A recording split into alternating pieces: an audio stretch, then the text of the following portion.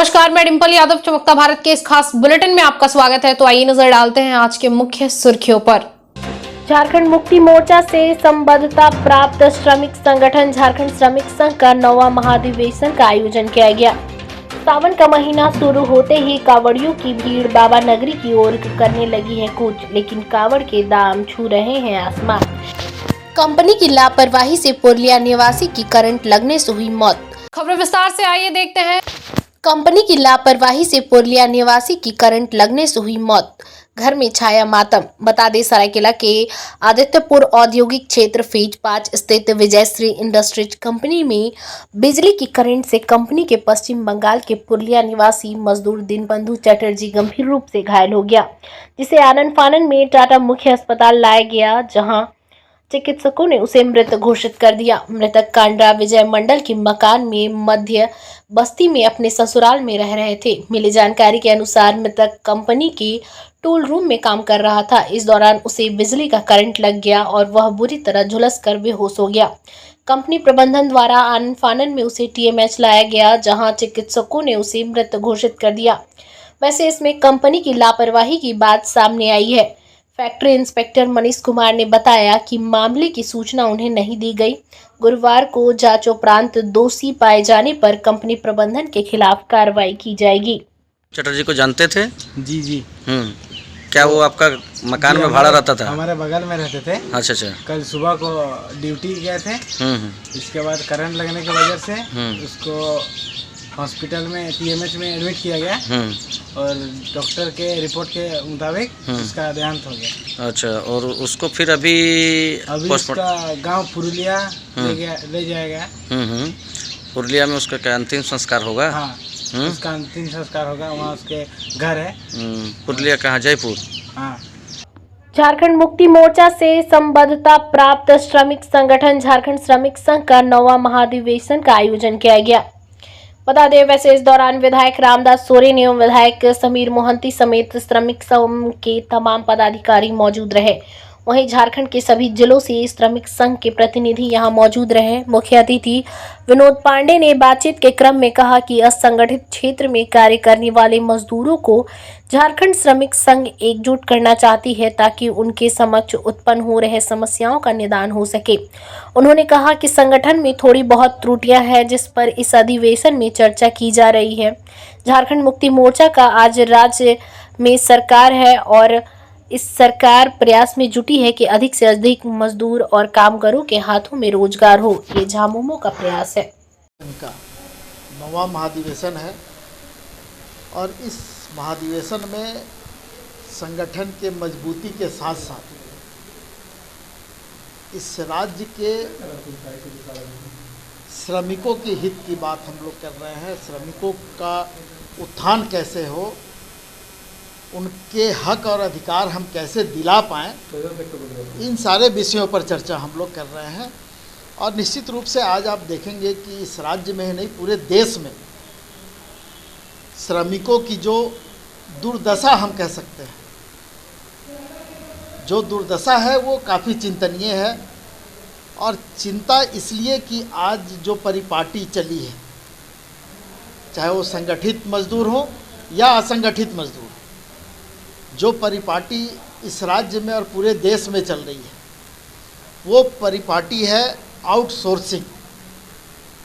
यानी परमानेंट जो मजदूर हैं, जो श्रमिक हैं या जो कामगार हैं, उनके संख्या में दिनों दिन कमी आते जा रही है और आउटसोर्सिंग के माध्यम से मजदूरों का हम लोग काम करा रहे हैं। इसका विरोध लगातार झारखंड कोलोरी मजदूर यूनियन, झारखंड श्रमिक संघ और देश के कई यूनियन कर चुके हैं, लेकिन केंद्र सरकार के कानों पर जू तक नहीं रेंगता है। तो आज हम इस अधिवेशन में उन मजदूरों के लिए, उन कामगारों के लिए जो बेहतर हो सकता है, उस विषय पर चर्चा करेंगे, उनसे भी उनका राय लेंगे और उनके हित में कार्यक्रम भी आगे हम लोग बनाने जा रहे हैं। ये सर्वविदित है कि झारखंड मुक्ति मोर्चा का जन्म जल जंगल जमीन की रक्षा, विस्थापन और पलायन को रोकने के लिए हुआ था। आज हम सत्ता में हैं, सक्रिय रूप से राजनीति कर रहे हैं, तो निश्चित रूप से जल जंगल ज़मीन के साथ साथ हमारा ये कर्तव्य बनता है कि कम से कम लोगों का विस्थापन हो, कम से कम लोगों का पलायन हो और ज़्यादा से ज़्यादा श्रमिक, ज़्यादा से ज़्यादा कामगार, उनको हम रोज़गार दिला पाएँ, उनको हक दिला पाएँ, उनको उनका अधिकार दिला पाएँ। और इस क्षेत्र में खास करके मैं कोल्हान की बात अगर करूं तो इस क्षेत्र में झारखंड मुक्ति मोर्चा के साथ साथ झारखंड श्रमिक संघ, झारखंड कोल्हरी मजदूर यूनियन, ये संगठन काफ़ी सक्रिय हैं और निश्चित रूप से कुछ कमी खामी अगर है तो उसको भी हम लोग आज इस महाधिवेशन। सावन का महीना शुरू होते ही कावड़ियों की भीड़ बाबा नगरी की ओर करने लगी है कूच, लेकिन कावड़ के दाम छू रहे हैं आसमान। बता दें, सावन का महीना शुरू होते ही कावड़ियों की भीड़ बाबा नगरी की ओर कूच करने लगी है, लेकिन जमशेदपुर शहर में अब कावड़ की बिक्री काफी कम हो चुकी है। अधिकतर कावड़ यात्री अब सुल्तानगंज से ही कावड़ की खरीदारी कर रहे हैं, जिस कारण अब शहर के इक्के दुक्के दुकानों में ही कावड़ की बिक्री हो रही है। वैसे कोरोना काल से पहले हर दुकान में कावड़ की बिक्री होती थी, लेकिन अब इक्के दुक्के दुकानों में ही कावड़ नजर आ रहे हैं। इसके पीछे एक कारण कावड़ का महंगा हो जाना भी है। वहीं अब अधिकतर कावड़ यात्री सुल्तानगंज से भी कावड़ की खरीदारी करते हैं। शहर के प्रमुख साक्षी बाजार में जहां पहले कावड़ भरे हुए दिखाई पड़ते थे, अब इक्के दुक्के दुकानों में सीमित संख्या में कावड़ दिखाई दे रहे हैं। उसमें भी ग्राहकों की घोर कमी रह रही है। दुकानदार बताते हैं कि कोरोना काल से पहले प्रत्येक दुकानदार सावन के माह में बड़ी संख्या में कावड़ की बिक्री किया करते थे, लेकिन अब ग्राहक नहीं होने के कारण बिक्री काफी कम है और यही कारण है कि अधिकतर दुकानों में कावड़ की बिक्री बंद हो चुकी है। पहले बिक्री तो अच्छा थी, लेकिन इस बार कोरोना से कुछ धीमी चल रही है रफ्तार में। देखिए, अभी सावन का महीना स्टार्ट हुआ है, आगे चलकर थोड़ा कुछ हो सकता है, बढ़ जाए थोड़ा। हाँ, पहले यहाँ से लिया करते थे, वहाँ से भी कुछ वहाँ से भी लिया करते हैं, लेकिन यहाँ से भी धीरे धीरे कोई कोई लेके जा रहा है। पहले के अनुपात में बिक्री अनुपात कम है। मेरा नाम संजय लाल श्रीवास्तव हुआ। शहीद सांसद सुनील महतो की 2008 में गणेश पूजा मैदान में प्रतिमा लगाने को लेकर हुए विवाद के मामले पर चाईबासा कोर्ट ने सांसद विद्युत वरण महतो, घाटशिला विधायक रामदास सोरेन, पूर्व सांसद सुमन महतो समेत 18 लोगों को बरी किया गया। बता दें, शहीद सांसद स्वर्गीय सुनील महतो की प्रतिमा को लगाने के क्रम में हुए विवाद के मामले में कदमा थाना अंतर्गत कदमा गणेश पूजा मैदान में प्रतिमा लगाने को लेकर वर्ष 2008 में कदमा थाना के 18 लोगों के ऊपर मामला दर्ज किया गया था। वहीं इस मामले में वर्तमान सांसद विद्युत वरण महतो, पूर्व सांसद सुमन महतो, घाटशिला विधायक रामदास सोरेन समेत 18 लोगों को कोर्ट ने बरी कर दिया है। मामला देखिए, ये जमशेदपुर कदमा थाना क्षेत्र का था। कदमा गणेश पूजा मैदान में मूर्ति लगाने को लेकर एक मामला कदमा थाना क्षेत्र में आया था, जिसमें हमारे अभी वर्तमान के जो सांसद हैं उनका भी नाम था, वर्तमान में घाटशिला के जो विधायक हैं श्री रामदास सोरेन जी, उनका भी नाम था, पूर्व सांसद सुमन महतो जी का भी नाम था।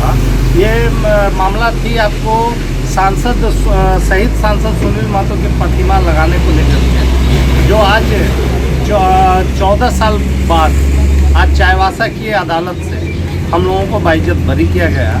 इसमें कुल 18 मेंबर्स थे हम लोग, 18 लोगों के ऊपर नाम दर्ज की गई थी। तो जमशेदपुर कोर्ट से फिर रांची, रांची कोर्ट से चाईबासा तक आया। आज चाईबासा से हम लोग दोष मुक्त किए गए। 2008 में सांसद सुनील महतो की प्रतिमा लगाने पर जो विवाद खड़ी हुई थी, उस विवाद में हमारे कम से कम अभी वर्तमान सांसद विद्युत वरण महतो जी, विधायक माननीय घाटशिला विधायक रामदास सोरेन जी, साथ में पूर्व सांसद सुमन महतो जी और हमारे बहुत जितने भी कार्यकर्ता थे, सभी के ऊपर जो धारा लगा हुआ था, आज न्यायालय के ऊपर हम लोग को भरोसा भी था। आज न्यायालय ने हम लोग को बरी कर दिया। जमशेदपुर समेत पूरे कोल्हान में सुबह से ही बारिश हो रही है। मौसम विभाग के अनुसार पिछले 3 दिनों तक बारिश होने की संभावना है। जमशेदपुर समेत पूरे कोल्हान में सुबह से ही लगातार बारिश हो रही है। वहीं बारिश होने से लोग अपने घर से कम निकल रहे हैं।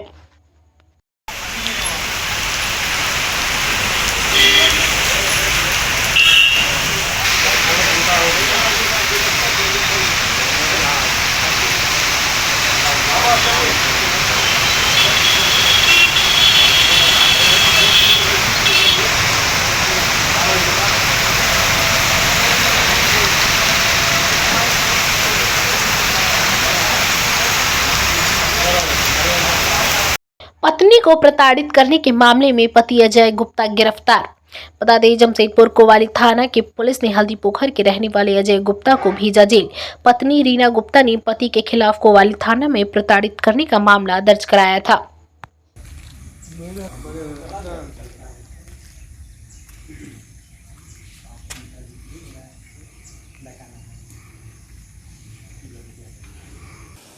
चलते चलते एक नजर अब तक की सुर्खियों पर। आज के लिखता है दिन भर की तमाम छोटी बड़ी खबरों के साथ जुड़े रहने के लिए देखते रहिए न्यूज़ चमकता भारत। झारखंड मुक्ति मोर्चा से संबद्धता प्राप्त श्रमिक संगठन झारखंड श्रमिक संघ का 9वां महाधिवेशन का आयोजन किया गया। सावन का महीना शुरू होते ही कावड़ियों की भीड़ बाबा नगरी की ओर करने लगी है कूच, लेकिन कावड़ के दाम छू रहे हैं आसमान। कंपनी की लापरवाही से पुरलिया निवासी की करंट लगने से हुई मौत।